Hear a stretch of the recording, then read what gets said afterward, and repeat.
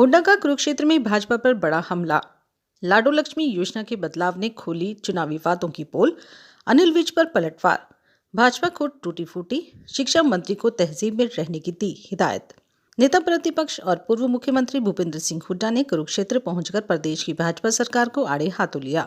हुड्डा यहां कांग्रेस के हरियाणा और उत्तराखंड राज्यों के संयुक्त प्रशिक्षण शिविर में भाग लेने पहुंचे थे। पत्रकारों से बातचीत के दौरान उन्होंने चुनावी वादों से लेकर प्रदेश की कानून व्यवस्था तक हर मोर्चे पर सरकार को घेरा। हुड्डा ने लाडो लक्ष्मी योजना में हो रहे बदलावों पर कड़ा प्रहार करते हुए कहा कि भाजपा के चुनावी वादे केवल सत्ता हथियाने का जरिया थे। उन्होंने कहा, चुनाव के समय हर महिला को 2100 रुपए देने का वादा किया गया था, लेकिन जीत मिलते ही नियमों में बदलाव शुरू हो गया। ये साबित करता है कि भाजपा के ऐलान से झूठ की दुकान थे। पूर्व गृह मंत्री अनिल विज द्वारा कांग्रेस को टूटी फूटी पार्टी कहे जाने पर हुड्डा ने तीखा पलटवार किया। उन्होंने कहा कि कांग्रेस नहीं बल्कि भाजपा खुद टूटी फूटी पार्टी है। विज पर चुटकी लेते हुए हुड्डा ने कहा, अनिल विज भाजपा के वो नेता हैं जिन्हें उनकी अपनी ही पार्टी कभी कहीं तो कभी कहीं बिठा देती है। उनकी बातों को गंभीरता से लेने की जरूरत नहीं है। अपराध और वोटिंग में गड़बड़ी के गंभीर आरोप। हुड्डा ने प्रदेश की कानून व्यवस्था पर चिंता जताते हुए कहा कि हरियाणा में अपराध चरम सीमा पर पहुंच चुका है। इसके साथ ही उन्होंने चुनाव प्रक्रिया पर सवाल उठाते हुए दावा किया कि हरियाणा में करीब 25,000 जाली वोट डाले गए हैं, जो लोकतंत्र के लिए खतरनाक संकेत हैं। मंत्रियों को नसीहत और मीडिया की आज़ादी। शिक्षा मंत्री महिपाल ढांडा द्वारा राहुल गांधी को ट्रेनिंग लेने की सलाह देने वाले बयान पर हुड्डा ने उन्हें तहजीब में रहने की हिदायत दी। वहीं पंजाब में एक समाचार पत्र समूह पर हुई छापेमारी को उन्होंने मीडिया की आज़ादी पर हमला करार दिया। उन्होंने कहा कि मीडिया जनता की आवाज है और इसे दबाना निंदनीय है। 21 जनवरी को राहुल गांधी का आगमन। हुड्डा ने बताया कि कुरुक्षेत्र में चल रहे इस प्रशिक्षण शिविर में हरियाणा और उत्तराखंड के जिलाध्यक्ष भाग ले रहे हैं।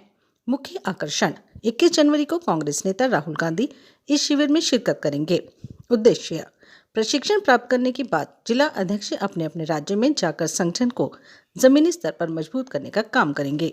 शिविर चल रहा है जिला के प्रधानों का और अनिल विज जी कह रहे हैं टूटी फूटी कांग्रेस है। अनिल विज अपना देखकर उसका क्या है, कभी कौन सा महकमा उनका है। टूट फूट तो वही है बीजेपी में अपने टूटी जो।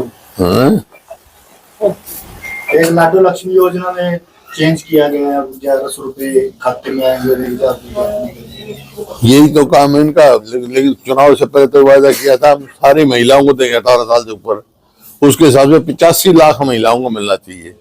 अब जब सरकार बन गई, अब 1 लाख की लिमिट लग कर दी, फिर कर दिया 1,60,000 कर दी। लेकिन मिलेगी उनको जिनकी जो फर्स्ट डिवीजन में बच्चे पास हुए। एक तमाशा बना रखा है। मतलब ये ऐसे वो अड़चने आएंगे जो देना ही न पड़ेंगे। कुछ झूठे वादे करते हैं। यहाँ कुरुक्षेत्र में किसान को कहा था 2022 तक दुगनी आमदनी कर देंगे हम, तो छोड़ो लाख।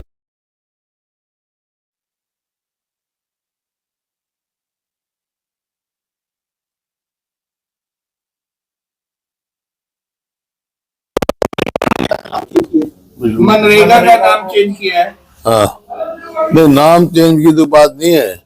उसको जो उसका जो स्कीम है उसको ही खत्म करने के कदम बढ़ाए हुए हैं। अरे ये सरकार आने के बाद किया ही इन्होंने था कि पिछली बार मनरेगा के हरियाणा में 8 लाख रजिस्टर्ड वर्कर थे और इन्होंने 100 दिन का रोजगार कितना को दिया, 2100 को।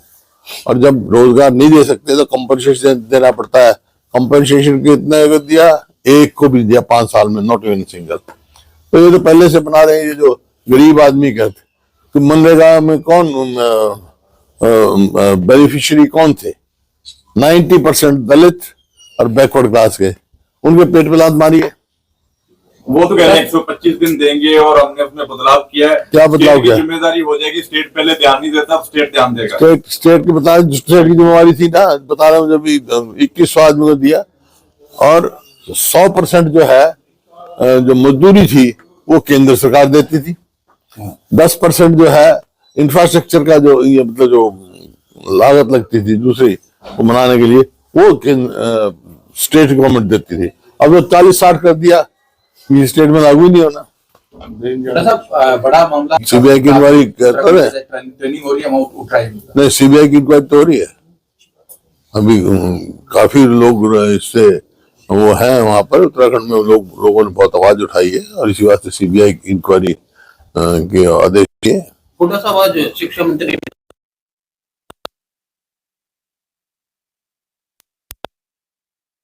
ट्रेनिंग की जरूरत नहीं है, बल्कि राहुल गांधी को ट्रेनिंग लेनी चाहिए कैंपों से। पहले ये लेना, इसको मैं दे दूंगा शिक्षा मंत्री को, महिपाल से करा तब ट्रेनिंग ले ले मेरे से।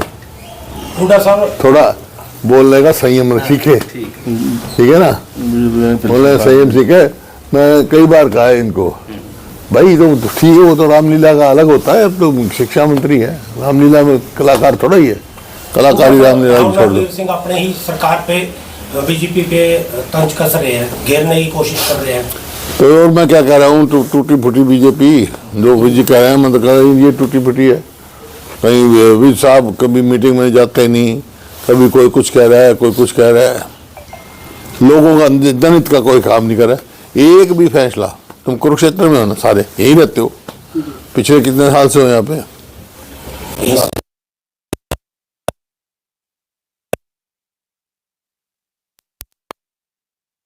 कुरुक्षेत्र में हुआ कोई काम? बता दो कोई हुआ तो, कोई इसमें संकोच की बात नहीं है, एक भी काम नहीं नहीं नहीं बोलन दे भाई, संकोच की बात नहीं है। तो ये बता दो, तुम बताओ, तुम इतने सवाल पूछ रहे हो मेरे से, मैंने एक सवाल पूछा उसका जवाब नहीं दे रहे तुम, ये क्या बात हुई भाई? तुम्हारी मैंने छूट कर दी, जो मर्जी पूछ लो, है तुम्हारे से एक सवाल पूछ रहा हूँ, बता दो कुछ, मैं निष्पक्ष होकर बता दो, ईमानदार से बता दो। बीजेपी के जो पूर्व मंत्री थे उन्होंने तो कहा कि यहाँ विकास की झड़ी लगी हुई है। तो मैं तो थारे से पूछ रहा हूँ, 5,000 करोड़ मैं थारे से पूछ रहा हूँ यार, उनके छोड़, मेरे से पूछ, मंचान एनआईडी हो, कितने यहाँ काम हुए हैं, तो इनसे पूछना, मैं तुम्हारे से पूछ रहा हूँ भाई, हो तो बता दो ईमानदारी से। एक नहीं लिया, एक भी कोई मतलब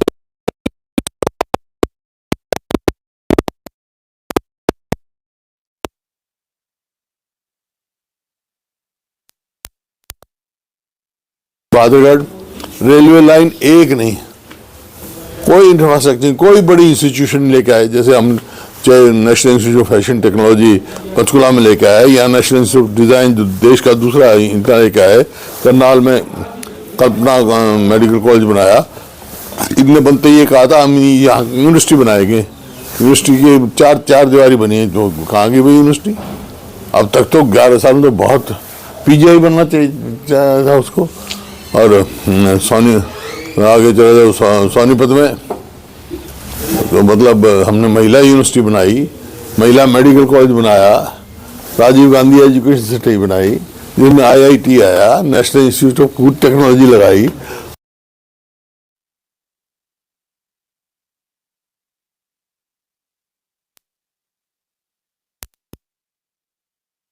इनका मंत्री लगातार पंजाब में एक्टिव हो गए हैं और कई लोगों को ज्वाइन करा रहे हैं, चाहे कांग्रेस के लोग हों चाहे आम आदमी पार्टी के हों।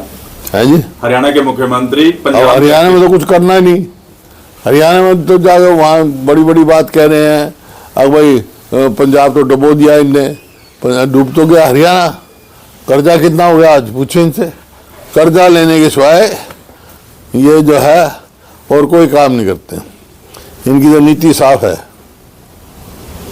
कर्जा लो, घी पियो, मरने के बाद कोई नहीं पूछेगा। पूरा साहब राहुल गांधी जी पहुंच रहे हैं, कब आएंगे जी वो? क्या राहुल गांधी का कंफर्म हो? 21 को आएंगे। 21 को पहुंच रहे हैं, खड़गे जी भी आ रहे हैं, तो राहुल गांधी जी के लिए आ रहे हैं। अभी तो राहुल जी का प्रोग्राम आया, खड़गे जी का आएगा जो बता देंगे। पंजाब केसरी पे छापेमारी की गई है, पंजाब के अंदर क्या कहेंगे सर?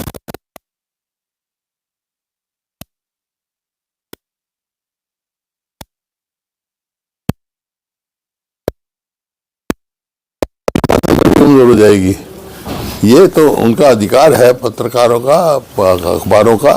हाँ कोई ऐसी खबर लिखी हो निराधार तो फिर कोर्ट पड़े हैं, न्यायालय पड़े हैं। सर नमस्ते। आओ, तो ये है, तो इस बात की मैं पहले निंदा कर चुका। लगातार मुद्दे रोजगारी है, कानून व्यवस्था है, और जो आज जो कानून व्यवस्था है तो आपको पता है, ये मैं नहीं कह रहा हूँ, एक सोशल प्रोग्रेसिव इंडेक्स होता है केंद्र सरकार का, उन्होंने हरियाणा को पूरे देश में सबसे ज्यादा असुरक्षित प्रदेश बताया है। तो अब मतलब हर आदमी असुरक्षित है। जो अपराध होते हैं वो दो किस्म के होते हैं।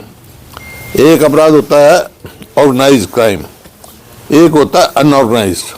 अनऑर्गेनाइज्ड हो गया जैसे भाई भाई में झगड़ा हो गया, किराएदार और टेनेंट में झगड़ा हो गया, टेनेंट और मालिक में झगड़ा हो गया, एक्सीडेंट हो गया, कोई इस किस्म के झगड़े हो जाए, वो तो होते रहते हैं, वो तो पहले हमारे समय भी होते थे। ये अनऑर्गेनाइज्ड। एक होता है ऑर्गेनाइज्ड क्राइम जो आज हरियाणा में सबसे ज्यादा हो रहा है। वो कहते हैं गैंग्स बने हुए हैं, मतलब लूटेंगे भी, धमकी भी देंगे और ओन करेंगे।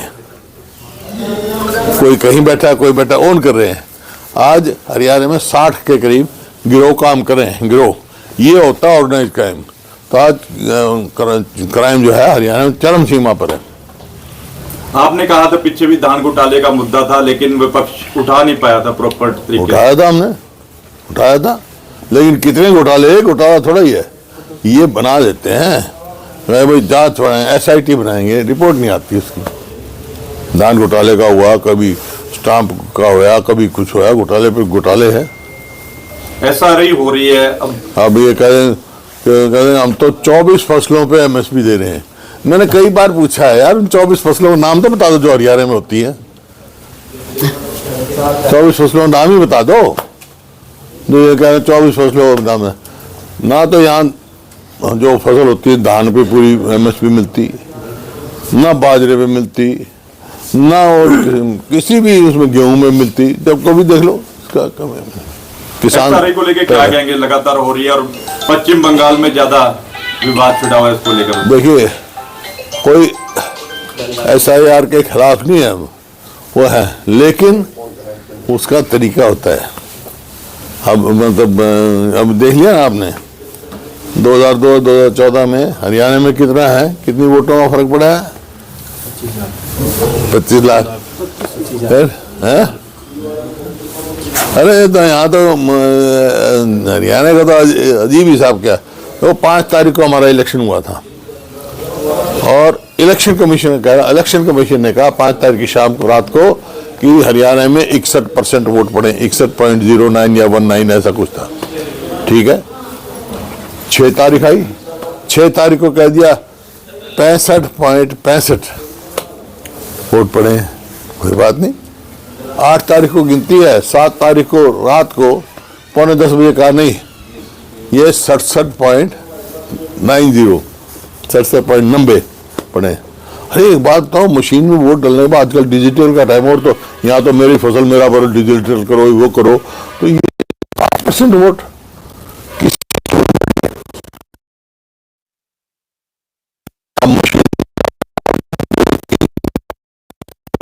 सुना ऐसा। इसी वास्ते हमने कहा भाई बैलेट पे इलेक्शन कराओ। बड़ा साहब, दिल्ली की जो पूर्व मुख्यमंत्री रही आतिशी, उसके बयान को लेकर, जो दिल्ली की पूर्व मुख्यमंत्री रही आतिशी, उन्होंने गुरु बहादुर के तेग बहादुर का अपमान किया, उसको लेकर बकायदा उसको क्लीन चिट दे रही है आम आदमी पार्टी, जबकि दिल्ली की सरकार कह रही है। मैंने तो ना उसका बयान सुना ना देखा। शुक्रिया। गुरु की तो सब सम्मान करते हैं, कोई अपमान करना किसी को अधिकार नहीं है।